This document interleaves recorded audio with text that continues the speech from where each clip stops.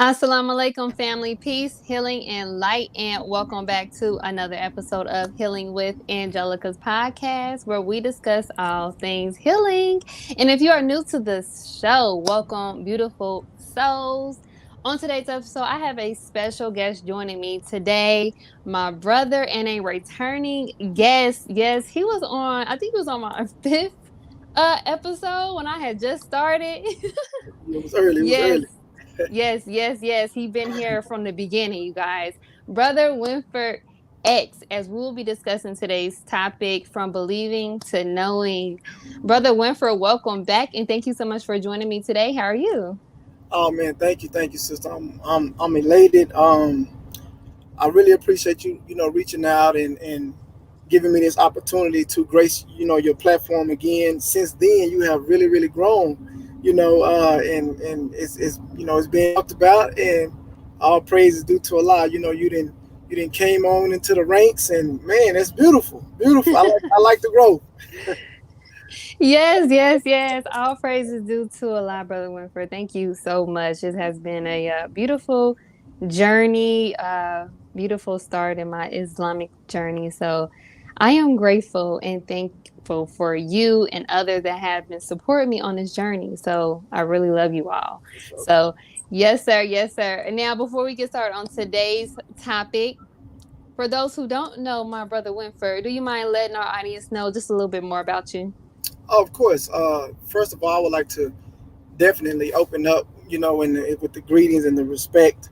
In the name of Allah, the Beneficent, the Merciful, I bear witness that there is no God but Allah, and Muhammad is His messenger and exalted Christ. And I further bear witness that the Honorable Minister Louis Farrakhan is the extension of the Son of Man. I would like to greet every brother and sister, universal greeting, with the greetings of peace which we say in the Arabic language. Assalamu alaikum. Walaikum salam, brother. Peace and blessings, family. For those who do not know, my name is Brother Winford X. If you follow me on Instagram, Knowledge5845 on the gram, of course. I am a student of the Honorable Minister Louis Farrakhan. I am a part of the Nation of Islam. I'm a registered FOI member of the Nation of Islam. And I did 15 years in a federal penitentiary at the age of 19.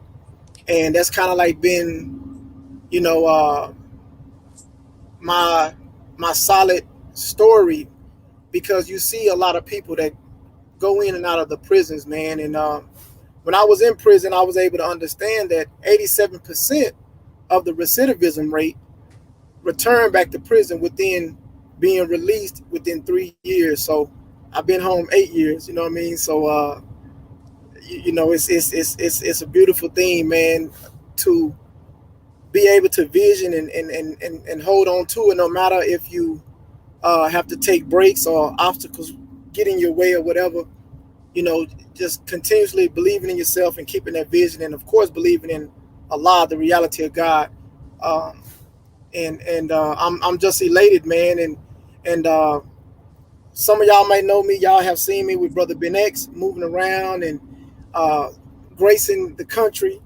Puerto Rico. I spoke in Puerto Rico and probably in front of like 300-400 people, and that was Hmm. my first time. And I am the author of Determined to Change.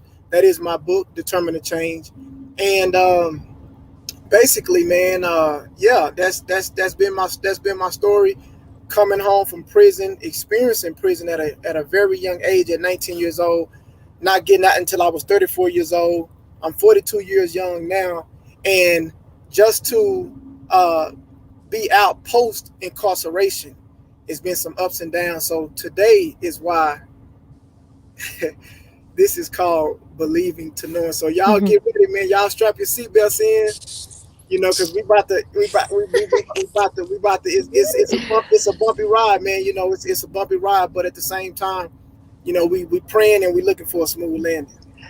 Woo! Beautiful introduction, my brother. All praises due to Allah. Now let's get started on today's topic from believing to knowing. A healing journey to knowing and understanding the true reality of Allah God, right? And please, for my audience today, please. Don't let me be the only one asking questions. Do not hesitate to put any questions you may have for my brother Winford X in the comment box below, right? So, when we last spoke before the show, Brother Winford, you were telling me about just the big transition that your life has taken and how in that time you dealt with losing everything, including your beloved son. May Allah God be pleased with him, and which took you through a journey from believing to knowing. And that brings me to my first question for you, Brother Winford. Now, let's go ahead and jump in. I would like for us to jump into what situations did you have to face during the process from going to believing to knowing. Ooh wee, man, this is well, first of all, you know, the majority of us always say that we believe in God, we believe in Allah, we believe in a higher power, and God knows that, but God don't want us to just stay at the stage of just believing. God definitely is a reality, and He pushes further. He wants us to understand. Not only do we believe, but actually, literally know the reality of God. And man, when you go from believing to knowing, that transition, you have to walk that dark path, and you're on a journey alone. You can have loved ones right beside you, mother, father, brothers, sisters, cousins, children, uh, brothers and sisters that's in the fold, in the nation, in the ranks, but yet and still you alone. Hmm. So, um, and God is not doing that to chastise you. He's doing that to get closer to you. And it's almost like a warning. It's almost like um, sometimes things have to be stripped away for you to really get an understanding and, snap into it and say, hey, life is real. You Hmm. know, um, and pretty much that's what happened. It kind of started, with, um, of course, I was a part of uh, a very successful um, entity of a business, uh, included Brother Ben X, and he was one of the owners, and another guy who was the owner, uh, Brother Jake Taylor Jacobs, good friend, and man, it's like we all started off in an infant stage, coming together during the pandemic. Hmm. During this pandemic, I had an opportunity to meet Brother Jake Taylor Jacobs through uh, Brother Ben X. I had already knew Brother Ben X, of course, because we was both, in the nation. And man, as I met him, very intelligent young brother, man. And when the pandemic came on, we all kind of came together as a collective whole, and everyone brought their talents to the business. Everyone brought their talents to the table, and we were able to maneuver and create a multi-million dollar company. And just to be a part of it, I was so honored. And being the head of security, we traveled. We went. I know some of y'all have seen me on private jets. We went internationally around. Like I said, I spoke. I spoke in front of people with determined to change, and it was almost like a dream. I Hmm. mean, it. I mean, within we started from the ground, and within, I would say, within almost like 14 months, the company was highly successful, multi-millions coming in. Our team had grew rapidly, and just to have an opportunity to experience that, um, sometimes, you know, God will. One way God can chastise you is by giving you everything that you desire. Mm. And I don't mean that in a I don't mean to say it in a derogatory way, because we know in the Quran it says that Allah says that if you abide by Him, I will give you the desires of your heart.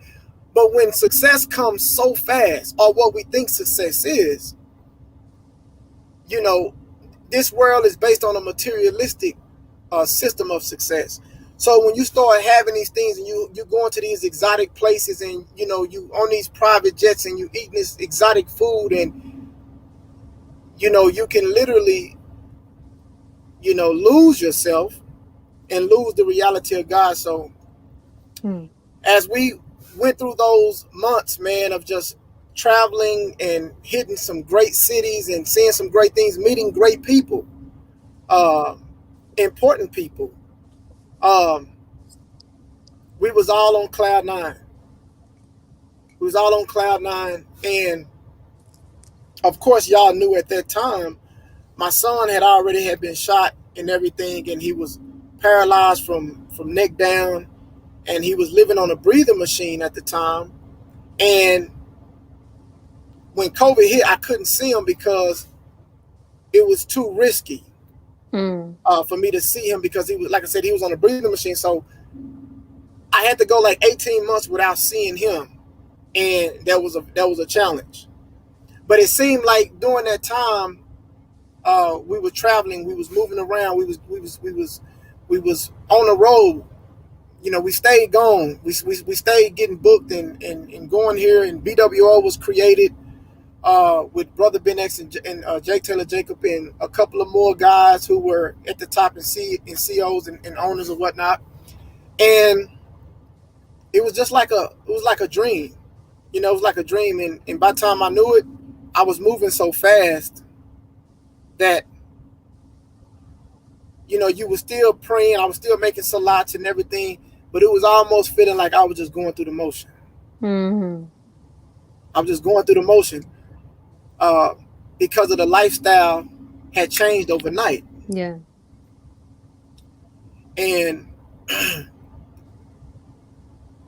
I automatically, you know, things started happening internally as far as in the company. And of course, when money is involved, God takes a back burner. Whew.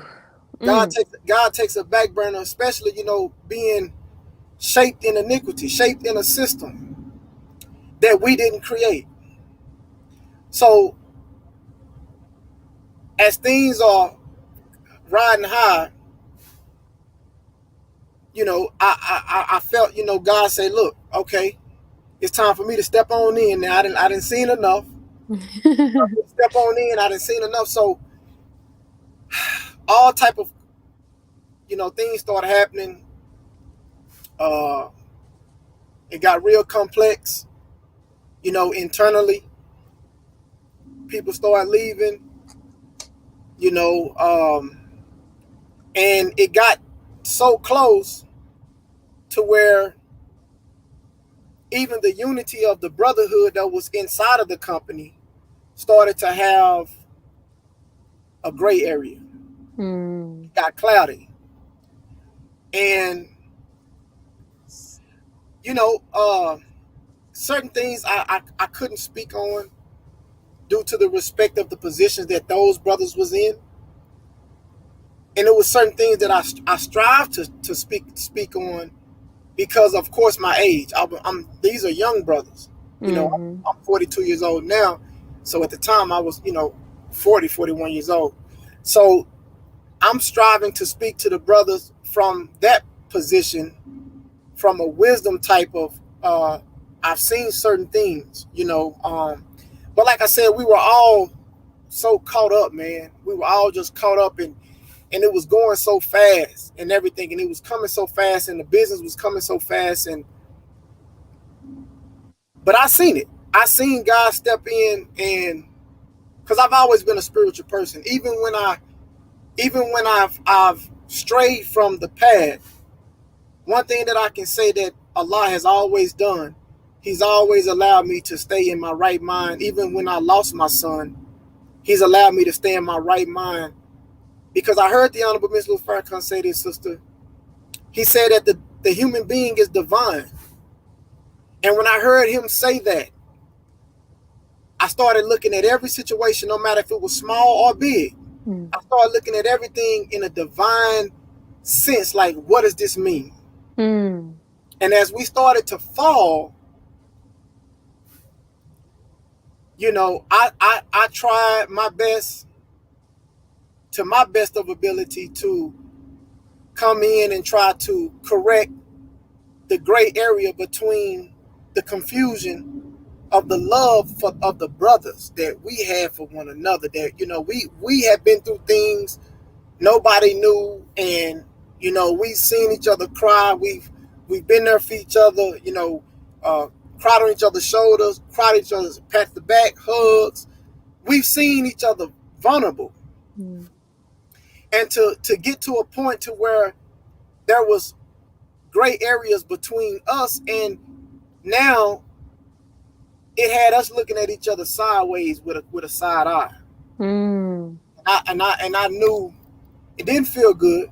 You know, I'm gonna be honest. It didn't feel good, man. It didn't feel good, and it just kept getting worse. Whew. Wow. So, it sounds like from the situation that you dealt with in regards to the loss of your son, and also the brotherhood, kind of brought you to a sense of having to take a, I want to say, a second look, another way of looking at things, a new perspective. Now, within that time frame of you noticing that things were falling, including, you know, the loss of your son. Yes. What was your, I want to say, immediate response, and how to go about dealing with both situations at the same time, seeing that both of those situations was very significant to you? You know, honestly, I didn't know what to do. You know, if you know, I'm gonna keep it Messiah. I didn't know what to do. You know, before my son passed, when I got the call, I was already going through some heavy things myself. It had got to the point to where I end up I wouldn't say I didn't lose my apartment, but I ended up giving it up. Ended up giving up my apartment, right? And I ended up going in another direction. And you know how we do as humans. We look at a situation, oh, I got it. And my money was right. My money was cool. So as long as the money is right, that's all we worried about. If we can look at the money and see that the money is there and the reality of the money is there, whatever else is going on, even if it's a spiritual aspect, like I said, I've always been a spiritual person, but I knew that God had stepped in because the apartment was gone, and I found myself just in my car. And I found myself, you know, me and Brother Ben X, we had kind of was going on a road to separate. And man, I'm gonna tell you that really had me confused and like, damn, not me and him. Yeah. You know, not me and him. So again, like I said, when things are happening, God is the ultimate. God chooses God, he has the last word of everything. Allah is the only reality. That's why I always keep that in my head, that God is the only reality, and he's the only reality. So as me and his relationship started to separate, my son was still alive at this time. So, you know, I ended up going my way. Bean ended up going his way. Brother Jake ended up going his way. And everybody kind of just started, everybody went their own way. And I found myself in a situation to where I had to go to my nephew's house, and I was living with him for a little bit. And as I was sitting in my car, I couldn't believe how fast the situation had turned from private jets to money, a nice amount of money coming in every month. And let me say this too. During that time, the money was great, but sometimes we was having so much fun, and I got away from my money is not like they money. They the owners. But we moving in different places, so we all spending money. But I'm spending money, and I'm not considering they got the money to spend like that because they have the money, and I'm spending the money as I'm making it, but I'm spending it as I make it. I wasn't sound enough, mature enough to be storing my bread away or investing in. Or I had a book determined. I had a book, but passive income don't. Passive income is up and down.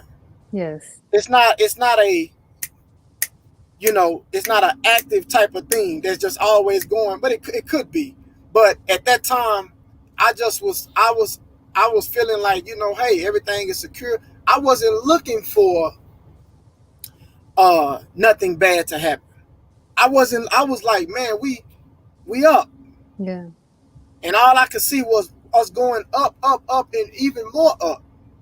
You feel me? And so it's like the carpet was snatched up from under us so quick. And I found myself over my nephews. I found myself, in my car, and me and brother Ben, we wasn't seeing eye to eye with one another. It was never a situation where it was like, F you, or it never went that far. It was just where, he was going through some things, and I was going through some things. Brother Jake everybody was going through some things. Yeah. So Allah is saying, hey, look, I'm finna break all this up. I'm about to step in now. And that's how I was looking at it. So once I looked up and I was by myself in my car, I'm not even in contact with Brother Ben. I reached out to Brother Jake, because me and him, we wasn't in contact either, but I reached out to him, and I went by the office, and I sat down and I talked to him, and we had a man-to-man talk, a real man-to-man talk. And I told him my situation, and all praise is due to Allah. He said, yo, man, you can stay here at the office. At the office, we got refrigerators, we got microwaves, we got TVs, we got couches, we have. It's almost like a studio. It's like where we can sit. You do work there, professional work. You can go into the studio, create podcasts. You can go in there and relax, lay down. So, out of the grace of his heart, the brother said, "Hey, man, look, you can stay here until you build yourself back up, until you find a place and everything like that." And I was like, I appreciate it. Now, at this time, I'm thinking, oh man, just give me a couple weeks or a month at the most. I'll be back on in no time. Allah said, who said? Allah said, Who said that? Okay. I mean, like, you just gonna bypass me? I'm the creator of it all. Talk about it. I ain't said that. So, with my limited knowledge, I go back to Grant. I had a CDL, so I knew. I said, well, you know what? I got to go back to my bread and butter. I know I can jump in the truck and start off at 75, 80,000 a year.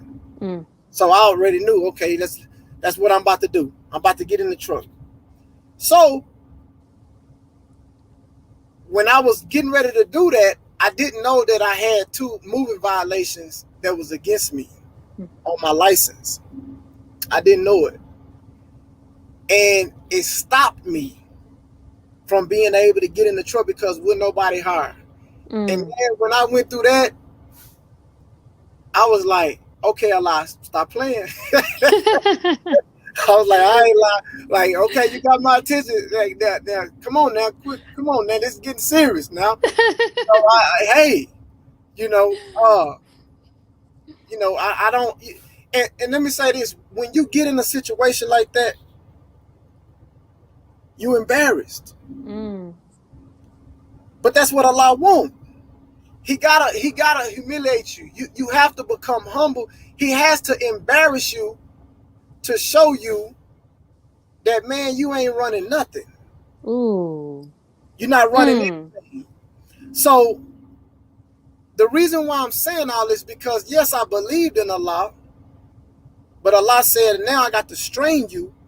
Now I got to take you from a stage of believing to knowing. So I'm going to strip you away from everything that you feel that can help you. You know, I didn't tell my mother what was going on because I didn't want her worrying about what I was going through. And I still would be at the office, and I talked to Jake, and he was telling me, he said, man, you can get yourself together here. And I would still go live. I never stopped going live. I would be in the office going live, but when I would get off, that's the only time I felt free, because something in me, Allah said, yes, you in the darkness, but continue to bear witness in the darkness. Don't stop bearing witness. Yes. And I was afraid, and I said, because if I stop bearing witness, I know it was going to get super bad. And let me say this. It went from 1 month to 2 months to 3 months. So when I get to the 3rd month, I'm sitting there like, what is going on? I still have my car. My car break down. My car started breaking down. So you know how on Friday when they said when they snatched Red Chain, they said he gonna cry when he get in the car. Hey, man, I'm talking about. Hey, I got in the car. Hey, listen, I got in the car and just started screaming. I was like, Allah, like, come on, like no, like no. So at this time, right when this happened, right when my car started to mess up, it hadn't completely stopped, but when my car started to mess up, I get a call. I get a call from my son's grandmother, and she called me and she told me, she said, how fast can you get to the hospital? She said, because they saying that Lil Winford, which is my son's name, they said Lil Winford, they said they don't know if he have 24 hours. And I was like, man, at this particular time, I felt like Job. I felt like Job. I started reading Job. The spirit of Allah was still in me, but it was getting dim. That light was getting dim. I went to the hospital. I told my dad. I drove out there to the hospital. and I seen my son. And when I went in there, he was dying. He was dying. And the head doctor said, "Are you the father?" And I said, "I am." And his grandmother and his grandfather, out of the love that they have for him, was saying, "We ain't taking him off the plug. We ain't doing this and that." But I'm looking at his condition. He's withering away. My son, this is my baby. 21 years old. And I'm looking at him. Damn. 22. 21 or 22. And I'm looking at him and I'm just saying to myself, damn. 21. Yeah, 21. And I'm looking at him, I'm saying to myself, damn. And I'm like, I knew that this time would come, but I didn't think it was going to come right now. Mm. And so it's like 5 or 6 doctors in a room, his grandmother, his grandfather, and you know, they looking at me, the doctor saying, "Well, you the biological father, so it's up to you to pull the plug." Man, that was the worst decision that I had to come to grips with, because I didn't raise him. I didn't raise him. And so I looked at the doctor and I said, I don't want that responsibility. I'm going to leave that up to his grandmother and his grandfather, because they the one who raised him. And they said, we ain't going to pull the plug. We're not going to pull the plug. And so I asked the doctor, I said, can I speak to them? Can I speak to them alone? And as we started to talk, I told him, I said, he's suffering. You know what I'm saying? He's suffering, man. He's suffering. Mm. And I said, you know, I understand that y'all love him, but you can't be selfish. I'm like, look at him. Look at him. So they looking at me like, his grandmother understood. His grandfather was like, man, what you saying? You just pull the plug? And I said, bro, listen. I said, man, I love him. I said, but look, I mean, he's withering away. You know, man, them doctors don't know. They don't really know. I said, man, listen, Allah put doctors in position to do their job. So you can't overlook that. Those doctors are in position because Allah have them in position. It's a lot of intelligence that they have to know to do what they do. And I asked him to get out. Could I talk to him alone? So I asked the doctor. I had brought the doctor back in. I had to ask the doctor. I say, now keep in mind, at this time, I'm living in my car. I'm living in the office. Jake didn't allow me to stay in the office. I don't even have a place no more. Me and Brother Ben, we're not even talking.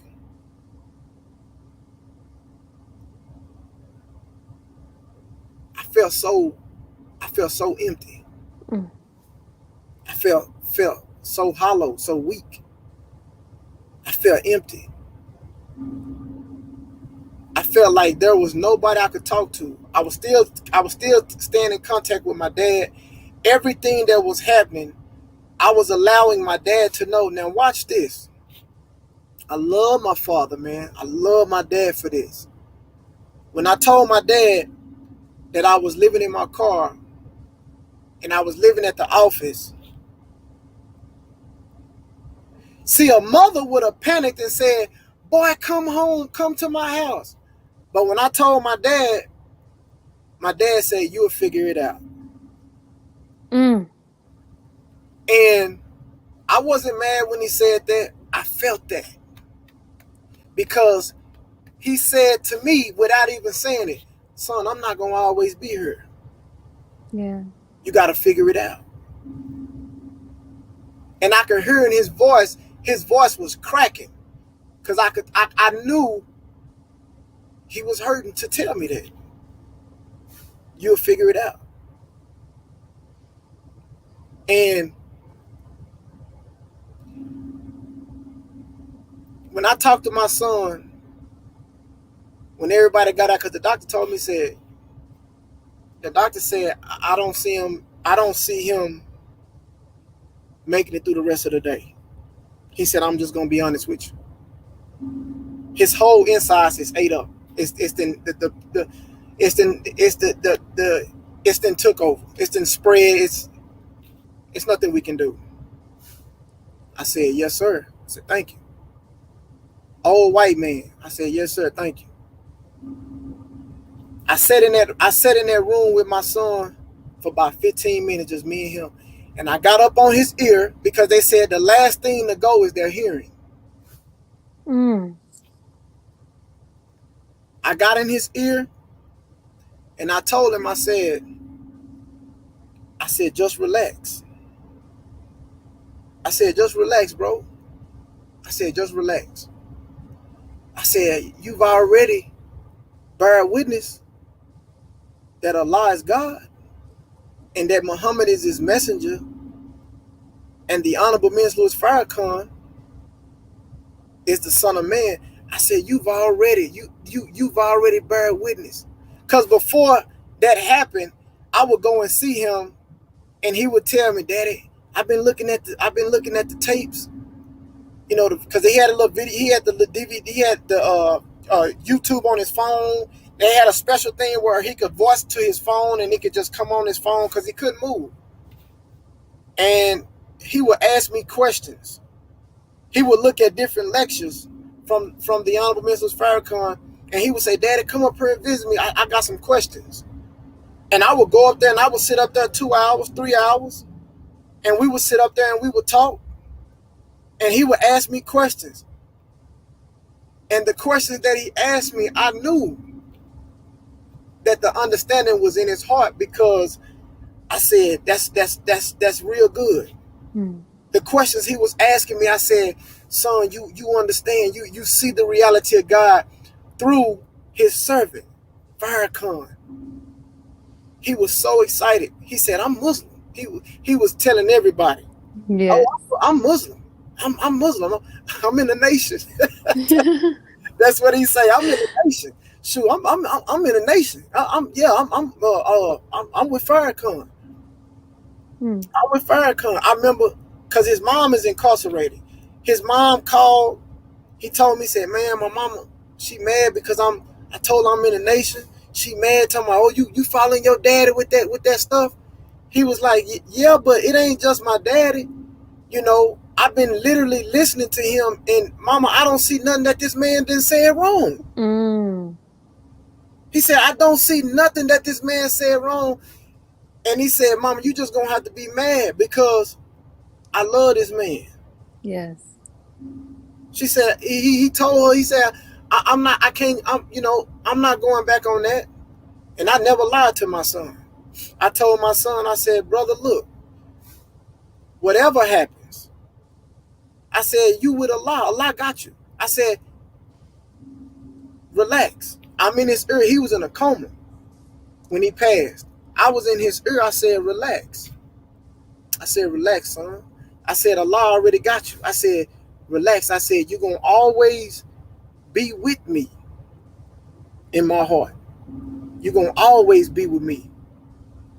Man, at that time, I didn't cry. I didn't even feel like crying. I wasn't, oh, everybody else was, I could hear them on the outside, oh no, don't die, little Winford, don't die. But at that particular time, God gave me what I needed to talk to my son. And I told my son, I said, you okay? I said, you going, bro, you good. I said, we good. I got it from here. I said, just relax. I said, relax. Don't let it hurt. I said, just relax. I said, God got you. Just relax. And I just kept telling him that I love him. And I told him I got it from here. And as I walked out of that room,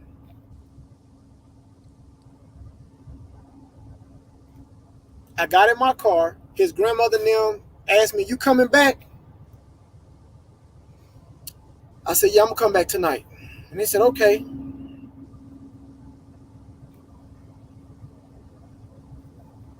I left.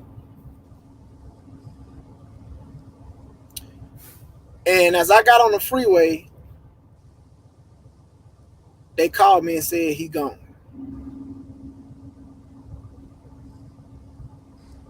They said he's gone. I cried, but as I was crying, I just was saying, thank you a lot. Thank you. Thank you. So I know he heard me. I know he heard me. And as I started to look at my reality of the things that was going on with my personal life, I had family members,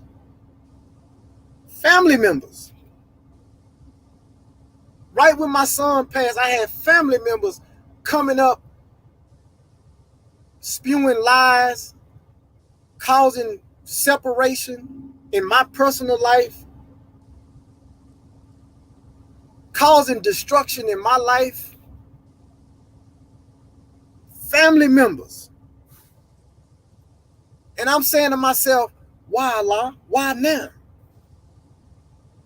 Why burden on top of burden on top of burden on top?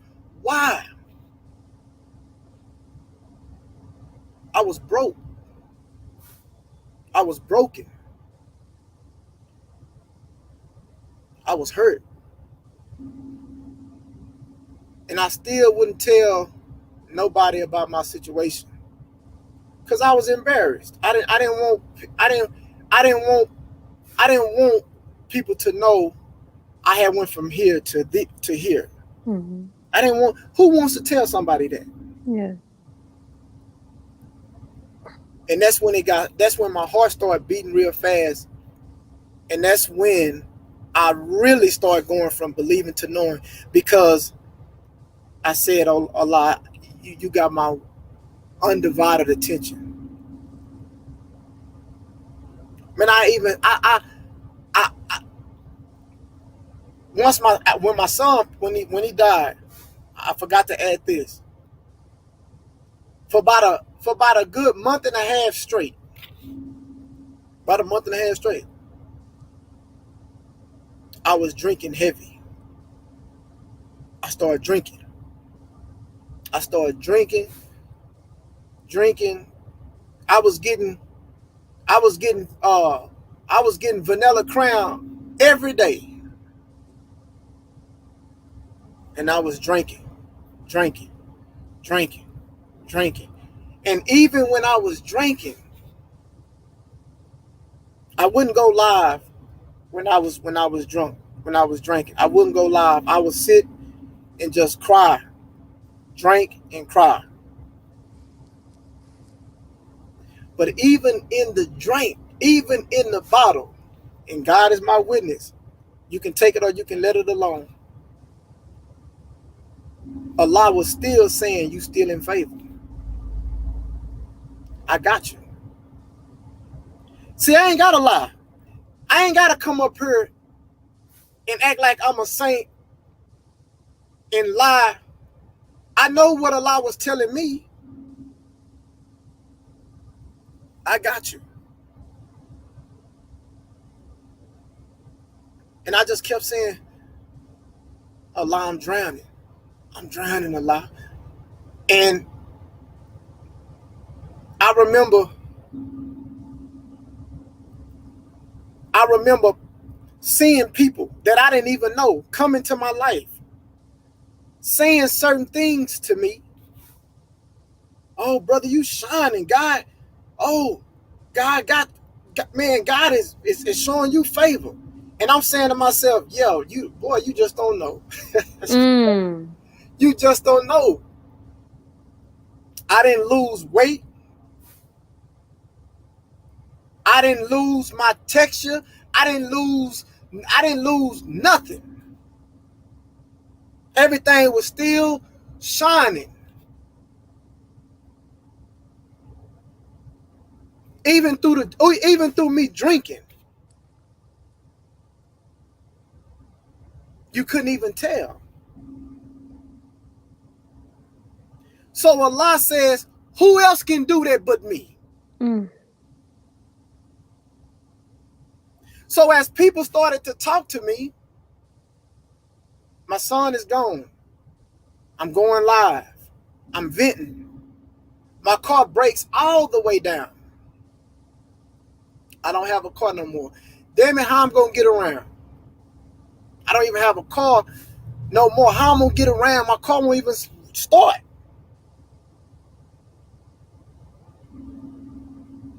And J. Taylor Jacobs, he came to my aid, and this was his office. This was his company. He would call me and say, you all right now? I said, man, my car didn't went out. I said, my son is gone. I done fell into this drinking. My car didn't stop.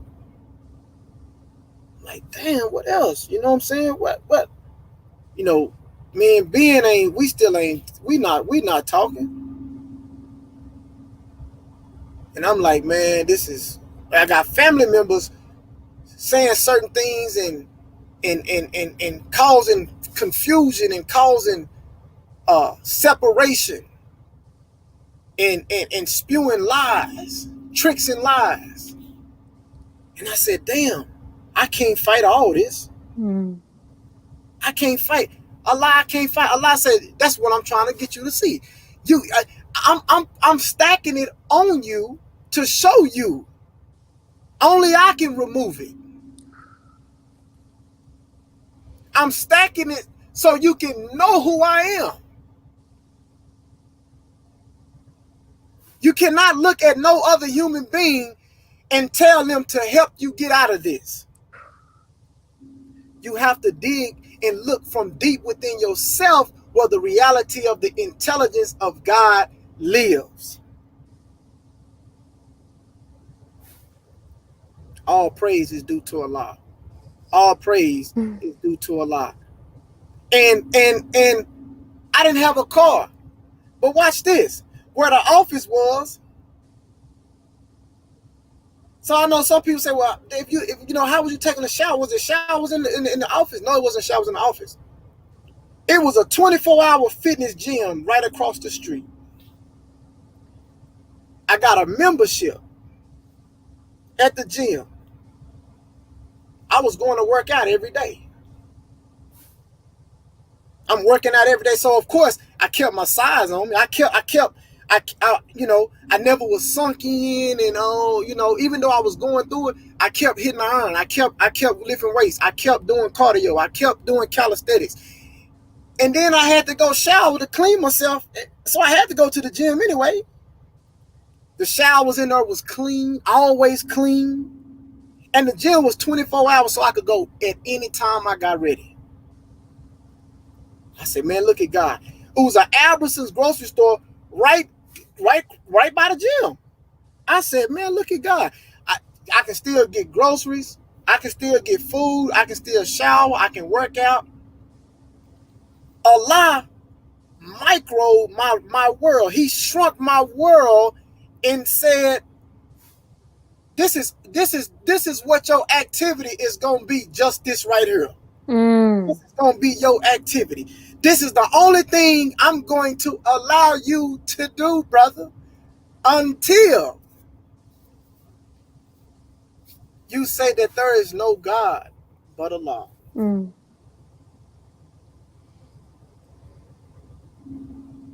Oh my gosh. I'm like sitting over here speechless. That was I just want to say thank you, truly, for even having the courage to share your testimony, because it's a thing being out here in the world and you're going through things, but it's another thing when you are a believer of God. And us being in a nation, it's a struggle for perfection, right? So you being able to share your journey, and your testimony, this beautiful testimony. I'm humble and I'm grateful because just this alone makes me understand and realize you can't do anything without God. Like, there's no way. No, give him the glory. And the fact that even when he calls separation, you know, with the things that you was going through in life, on top of losing your son, everything was going downhill. Man. Still in that midst, you were able to find his glory and be humble. And I'm just so grateful that you're talking about this. You It was almost hard. got me in tears. Like, Yeah. oh my And gosh. I'm not gonna lie, sister Angelica, it was very as I look back now, I'm able to be more strong. Uh and I'm definitely in a better place now, mentally, physically, financially. I'm in a better place now, but I'm still climbing out of the hole. I'm not out the hole. I'm still climbing out. But it took me to dig deeper. It took me to activate my faith even more. Uh, it you know, man, just you know, I end up getting an opportunity to, with like I said, I'm in the truck now. Uh, I work in the oil field now. The money is good. Um, but it's away from home. I'm away from home. But when the opportunity was presented to me, because even before I got this opportunity, I was still, I had a little security job. It wasn't turning over like I wanted. But when I showed how I was moving in security as an FOI, the security company was like, "Yo, we definitely want to keep you here. We want to, uh, man. I mean, I was the buzz. Mm-hmm. I'm going to work Class A.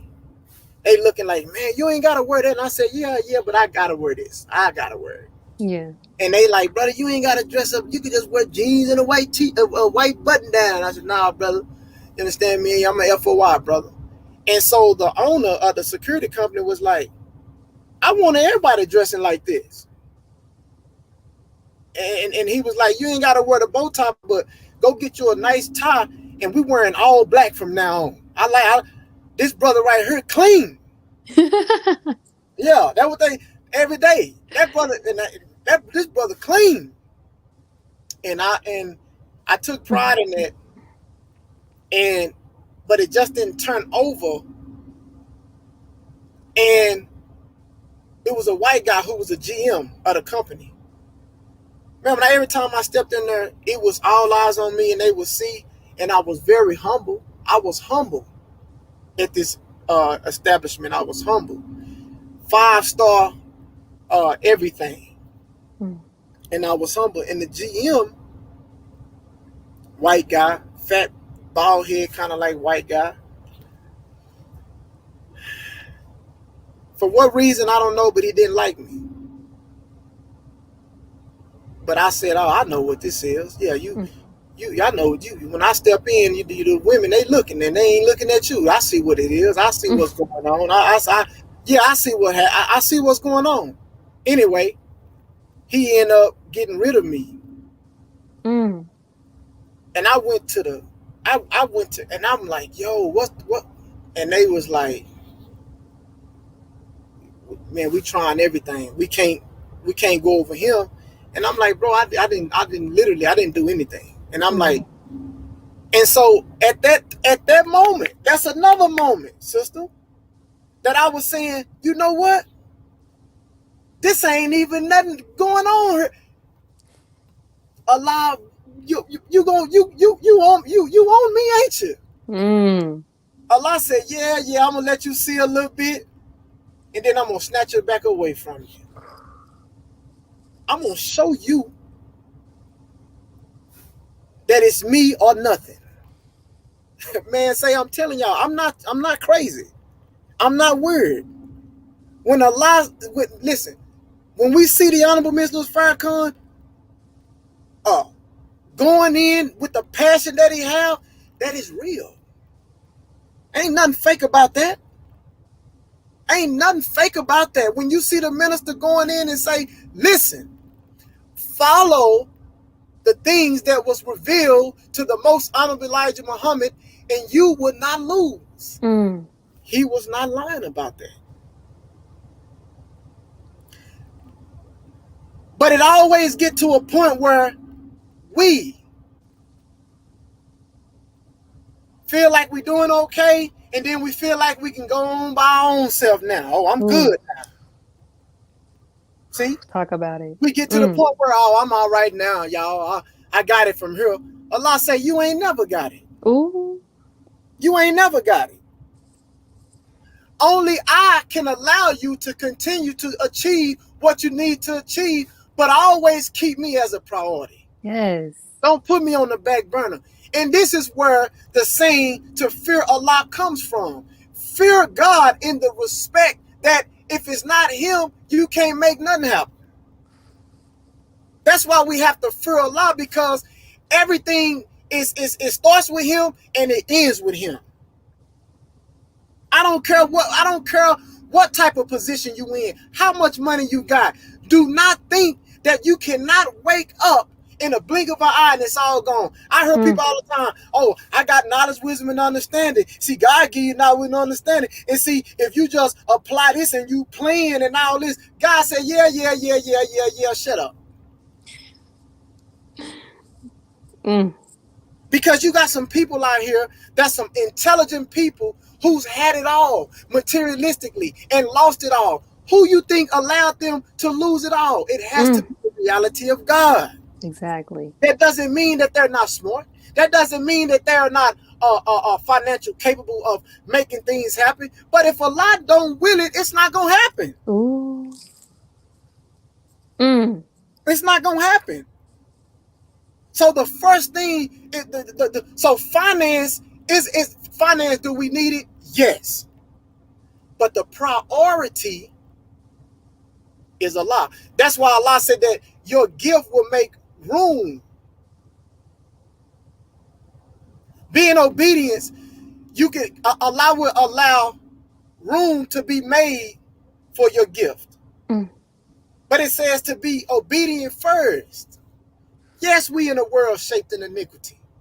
Yes, it's some things out here that tempt us and we don't always get it right. But man, I'm going to tell you, and I'm not putting this on nobody, I'm just saying this for myself because I'm not perfect.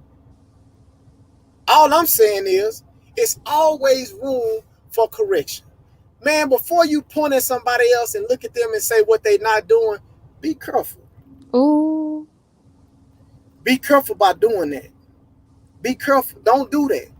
Don't look at somebody and say, oh, that job, so-and-so, or she woo, this, that, and the other. Yeah. If you don't have nothing good to say, just keep quiet. Keep it to yourself. Just keep it to yourself, man. So, just to sum this up, because I know we have to respect time, sister. This opportunity came by Jake Taylor Jacobs, and he knew someone, and he said, man, my man's is looking to get himself back going and get back acclimated in the truck. And the opportunity presented itself through him, and I took it. And this was the trial. Man, I said, man, I ain't been in the truck. I ain't been in the truck in about 3 years, man. I need some practice. Dude said, you need some practice? I said, man, I need some practice getting that big old truck, man. He said, hey, man, now I'm in Dallas. He said, hey, I got a trailer that's in Memphis. Go get it. I said, go get it. He said, yeah, go take this bobtail, 18 wheeler, this bobtail, this trailer, this tractor, and go drive to Memphis, hook it up, and bring it on back. That's your practice. Boy, I was so scared. Boy, I made Hail Marys and everything. Boy, I just was, man, I didn't know what to do. I was Yes. a la. And I went and got the trailer, came back. He paid me good. He said, can you turn around and go get another one? Same place. When he dropped that money, when he zelled me that bread, I said, I'm gone.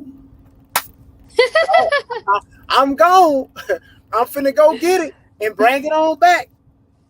And so he said, when you come back, he said, I got an oil job, or you could work in the oil field in the trucks, driving the sand truck, the trailer, dropping the sand in the oil field, but you gotta live in the truck. You got to stay out there. He said, but the money is good.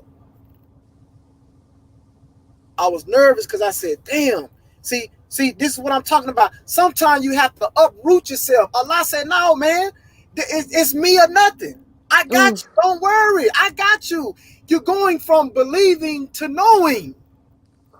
I gotta take you away from everything that you feel that can give you a crutch, that can give you a hand, that can help you. No, that ain't your help. That's not your help. I'm your help. Ooh.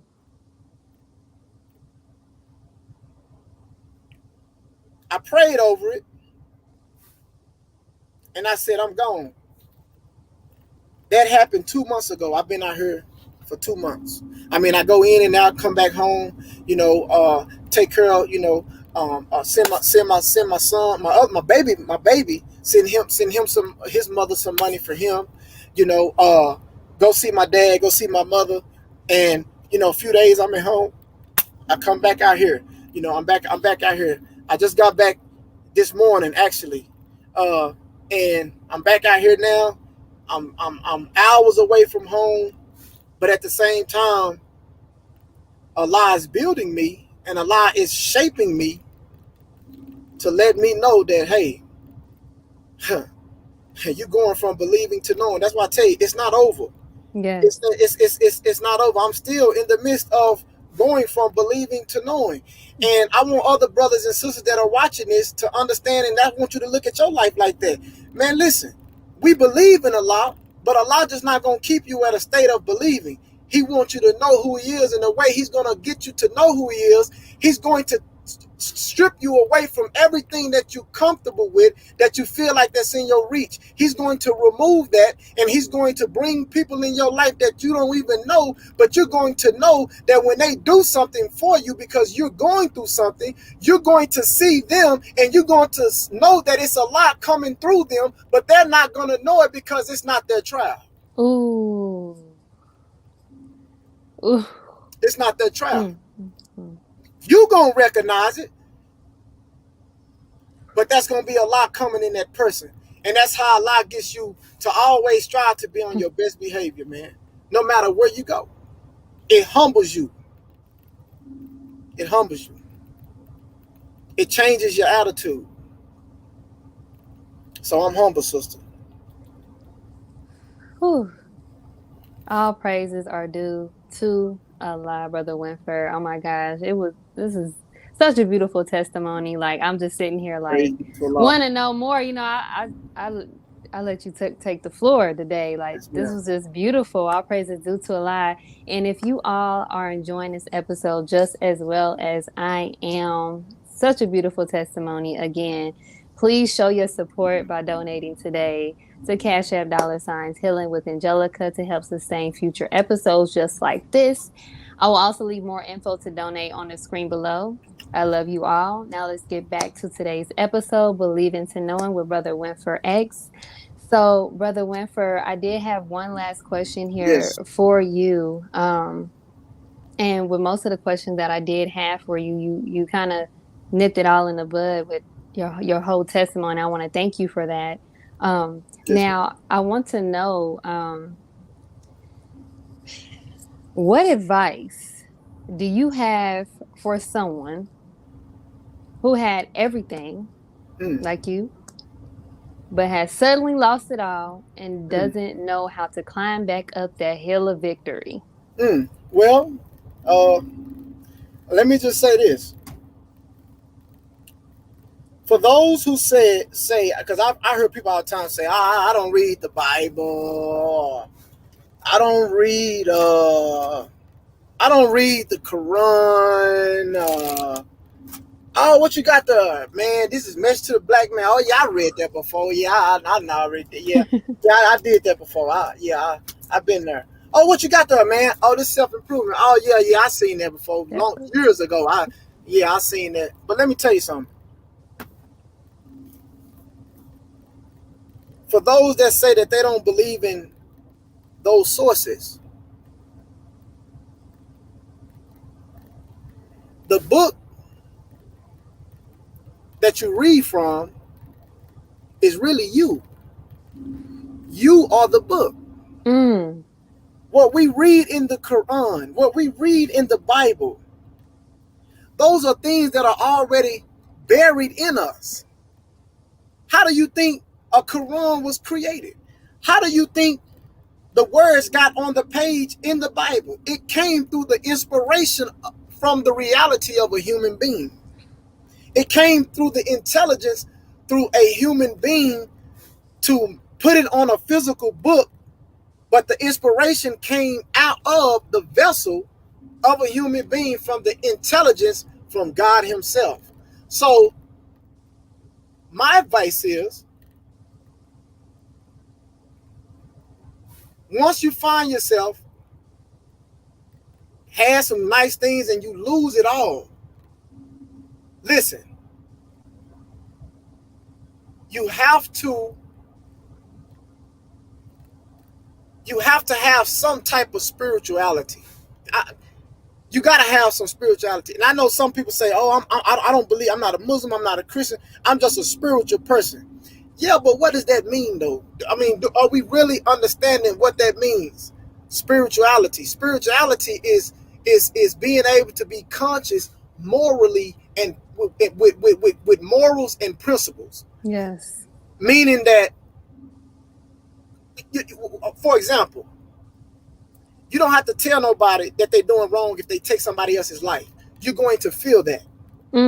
That's something natural that you're going to feel. I wasn't supposed to do that. No, you wasn't. You know, doing wrong to people. No, that's not. You.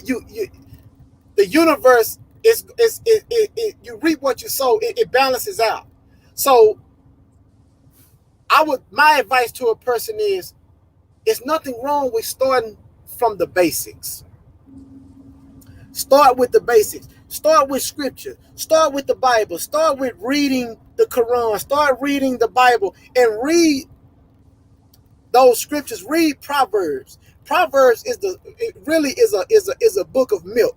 That's a simple book of wisdom. You read it. It's not so much allegorical with Proverbs. It's more decisive. So when you read it, pretty much what it says on the surface is what it is. You can look at that and you can apply that to your life. And I tell people all the time, go read Job, man. Yes. Go read Job. Job, people say, oh, that was a fake character. No, Job is you, clown. If you go read it, you gonna see some things that you going through right now that Job went through. So, that never happened. Okay, if was okay, go read something, and isn't that happening to you in your life right now? Now what did Job do, and how did he apply what he was going through? Look at what he did. He turned towards God. He kept turning towards God. He kept turning, even if you don't know the reality of God right now. Like Brother Ben say, if you don't know God, add an O to it and start doing good. And watch how it start. Watch how the favor of the universe, opportunities start knocking on your door, and people start that you don't even know start bringing you opportunities that's going to take you out of a condition that you're not really good, that you really not comfortable with, you embarrassed by, and you will see yourself start to move in a place of higher stature, because now you're starting to turn towards good. And by you turning towards that good in yourself, just wanting to do good, there is no way that you can love God and not love yourself. Ooh. There is no way you can do that. So love yourself, man. Love yourself. Start loving yourself first, and then you'll start loving God, because you can't love God and not love yourself. That's not going to work. That ain't going to work. It's not going to work. So my advice is to get in those scriptures. Honestly, get in those scriptures and hear the words of wisdom and a spirituality that you can see the reality of your life and see certain things play out in your life as they play out, man. And the way that those prophets corrected things in their life, men of wisdom, women of wisdom in the scriptures on how they corrected their life. Listen, don't be talking about, I don't read the Bible because I'm not a Christian. I don't read the Quran because I'm not a Muslim. Stop it. Stop. Just stop. Just stop. Please. Just start. Just get to reading. You understand me? Get to reading, because the things that you read, you're really reading about the things that are already buried in you. You're reading about yourself. You're reading about situations that you're going to have to experience in your life at some point in time. So, make it simple, man. Stop making things so complex and just make it simple. Ooh. Alhamdulillah, alhamdulillah. All praises are due to Allah. And I love Brother Terrence's comment. He is telling you how you find Allah right within you. All praise be to Allah. So yes, beautiful. Sir. Yes, sir. All praises due to Allah. Thank you so much, Brother Winford, for joining me today on this beautiful testimony, this beautiful topic, from believing to knowing. We might have to do a part 2. This was deep. So, watch out. We might have to. I'm for. It's more. It's definitely more. And let me say this before we close. I want to say that me and my brother, man, Brother Ben X, we sit down like men. Yes. We made an atonement. We went through the 8 steps of atonement. We went through the proper steps of atonement. And, I heard him out. He heard me out. And, my heart was filled. His heart was filled. And that's my brother. And I love him. I love him, man. And I'm honored to know that brother personally, and it's a beautiful thing, man, when you can have a disagreement, or you can have some misunderstandings with somebody. But let me tell you something. When people say, "Oh man, I never do this with that person again," that's fine. But the way that you establish a brotherhood, and you know that the love is real, you have to have your own personal relationship with Allah. Yes. If I got a personal relationship with Allah and I'm really striving to better myself with Allah, but the person who I'm at odds with, they don't give a damn about having a personal relationship with God, then that brotherhood can't come back together. Yes. But if you working on your personal relationship with Allah, and I'm working on my personal relationship with Allah, Allah is our spirits are going to align. Yes. And Allah is going to allow us to see the love, yes, for one another, and say, "Look here, man, we only here for a short time, man. We only here for a short time, man. Come on over here and give me a hug, brother." Yes. You know what I'm saying? You my brother. So y'all have seen me and Brother Ben's, getting out the all white Rolls Royce, and yeah, man, we back in effect, and y'all stay tuned. Yes. All praises due to Allah. I'm so glad. I'm not gonna lie. I was like, oh my gosh, we're gonna probably have to do a part two because I Yeah, really wanted to get into just yeah, the importance of atonement and that and keeping, as brothers and sisters, we're different right, when it comes to right. how we handle situations with our brother and sister. But I love the fact that, and I was so grateful that you guys was able to connect and work out differences out like men, like Yes, FOYs, and yes, like brothers in the nation, because that's what we need. We need to continue to keep that bond in that relationship despite whatever may happen. So right, the beauty and importance of atonement is key. So all praises due to Allah. Like I said, we gonna have to connect again because I think I want to talk more about this in general. So yes, all praises due to Allah. And again, thank you so much for joining me today on this topic, from believing to knowing. I would also like to thank my amazing audience. I love you guys so much. You guys have been here for me since day one. I appreciate you all. I appreciate every last one of you who take time out of their day. I'm really, really grateful for that, because you take time out of your day just to watch my show. I am beyond grateful and very humble for that. So all praises due to Allah. Um, again, my healing tribe, thank you all for joining us today. I pray that this episode was informative, valuable, and healing to you all. Also, be sure to share, like, follow, and subscribe so you don't miss out on any upcoming episodes on any of your favorite podcast station, Closing the Gap Broadcast Network on Facebook and YouTube, and on my YouTube and Facebook, Healing with Angelica Podcast, to help get the message out to those in need of healing. Also, if you are ready to start your healing journey, I am offering a 90-minute consultation call that will include a copy of my ebook, Heal Yourself for Free. More information will be in the description box below. And also information for today's amazing guest, my beloved brother, FOY. Salute, Brother yes, Winford indeed. X. Praise be to Allah. Praise Now, be to Allah. I want to also ask, before we end today's show, you gave us a beautiful mouthful. I'm so full right Yes, ma'am. now. So Praise be to Allah. I will love more, but time. But Yes. do you have any closing remarks for our guest today? Uh, yeah, I would just like to say that um, if there's anything that I said that rubbed anyone the wrong way, that's not my true intention.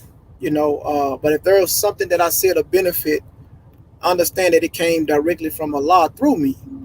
I'm a student of the Honorable Mr. Louis Farrakhan, and you know, I don't do this for entertainment. I strive to, you know, um, express the reality of God, and I want my brothers and sisters to be able to see the reality of God even from within themselves, and that's the mission. That's the mission, man. And and before we go, before we close, I just want to say that when I was going through my process of living in my car, being in the office, and walking without a car, I documented it while I was going through it. So I'm going to uh, get with Brother Ben X. He's going to be the one to put it together. I got so much footage, real live footage, where I'm really going through it. I'm crying and everything, y'all. And I'm going through it. So just be patient for that. He's a busy brother, but I wanted him specifically to be the one to do the project because that brother is perfection, Yes, and it will be coming out sometime. I can't tell you exactly when, but it is coming. I documented everything that I was going through, so yeah, that's definitely going to be something that we put together, and we're gonna put it out, man, because you know what I go through. We're all connected in some type of way. Energy is not exactly. created nor destroyed; it's only transferred, right? So positive energy is transferred, and even negative energy is transferred as well. So I just wanted to be able to document it, while I was happening, while I was doing it in real time. And what made me document it is Brother Ben had always said, whatever you going, man, document it, man. Document it. And Jake Taylor Jacob told me the same thing. He said, brother, while you going through this, document it. And when he said that, I started documenting, man. So I got mad footage on the things that I went through. So y'all be that's gonna be coming soon. Ooh, I cannot wait. Oh my gosh. Like, I just love the fact that you were not afraid to share your testimony. We need more people to share their testimonies because, in the context of you speaking of things that you were going through and you losing your son, oh, I felt that. That feeling of just having to depart because I Man, lost a son as I lost a child as well. man, So it was just like, oh my gosh. But to know that you went through that and also to see how you handled it and how you're getting through it gives me strength. And I truly believe will give anyone else strength that may be going through the same situation as you, brother. So all praises due to Allah. I'm looking forward to that documentary. And also, like I said, we'll connect again. We might have to get you back for a second part two. yes, ma'am. So, Sure, yes, sure. sir. Yes, sir. So, again, I thank my beloved and beautiful Healing Tribe for joining us today. And we leave you all as we came. Assalamu alaikum, peace, healing, and light. Yes, ma'am.